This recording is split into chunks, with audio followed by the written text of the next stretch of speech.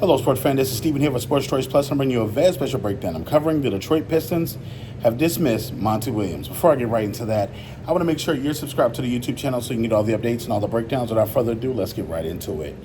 Coming off the heels of a disastrous season, you're looking 14-68. Monty Williams is let go after his first year, and you're essentially looking at the likes of Cade Cunningham, Asur Thompson, Isaiah Stewart, Jay Nivey. He had a lot of these guys that are under the age of 23. When he was signed, essentially, this was the signing that was going to bring and restore the youth, and this was going to restore the punch back in the Detroit Pistons organization. They had a 20-some game losing streak, which was the most in NBA history. You saw them essentially lose close games. It's so much that went on. Monty Williams is going to be a coveted coach, and I think that with the organizations now that are looking for the coaches now, you could possibly have the Los Angeles Lakers take a peek. You could have a couple of different coaching spots that are still open that are looking for a coach. So you have to keep in mind the Detroit Pistons are impatient. What they brought him here to do, they didn't let him do.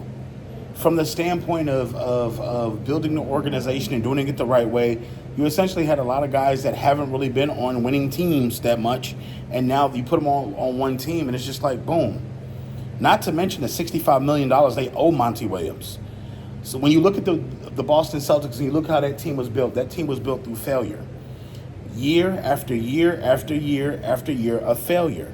Jaylen Brown, Tatum, Marcus Smart, when they made trades for different pieces and things like this, when they traded away Marcus Smart for Kristaps Porzingis, when they traded away players for Holiday, they failed with certain players, used those players as trade bait, got guys, got picks, got money, got capital, and made different moves. Essentially, that same team was your stars were with Kyrie Irving when he was in Boston. So it came full circle that they just met Kyrie in the finals, and look how that team performed. The team has been around each other for years. The team has been playing with each other for years.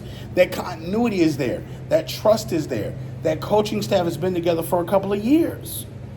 So essentially, the Detroit Pistons are looking to get that rebound, to get back to a successful franchise.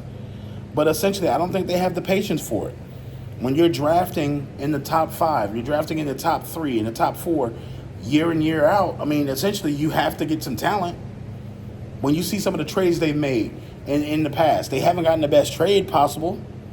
So you got to think, they have to have somebody develop them and actually break the culture of losing and actually build. That bottom floor has to be built to where it's stable. And then the rest of your franchise can recover. Let's face it, Detroit is not, Larry Brown's not walking through that door. Rasheed Wallace, Ben Wallace, Chauncey Billups, they're not walking through that door. So essentially, whoever the coach is that takes this is a ticking time bomb. Because yes, you have talented young guys, but without direction, without discipline, those young guys are just young guys. They're just going to be running wild, scoring points, and not playing defense. Essentially playing losing basketball. So essentially, I think Monty Williams got a raw deal. He's getting paid $65 million. But hey, the coaching dynamic for the Pistons is different. You're going to need your patience, your hard hat, and you're going to have success right away. Because it doesn't feel like the ownership group is going to let you do anything, and it's not a job that's desirable. They had to overpay for Monty to come. So from that standpoint, having him come to Detroit for a year, fire him, and have to pay him $65 million makes no sense. At least earn your money. So with that being said, the Detroit Pistons make yet another coaching change. Monty Williams is on the hook to get $65 million left. So I don't think he needs to coach again if he doesn't want to, or he can just take his time coming back to the coaching ranks. But Detroit it's a landfill. It's a landfill. The stadium, the organization, is just not a winning product. So, all you Detroit Pistons fans, are you happy with the move? Do you feel like you got a better coach on the way? Definitely check out Sports Choice Plus for all the breakdowns and all the updates. See you in the next video.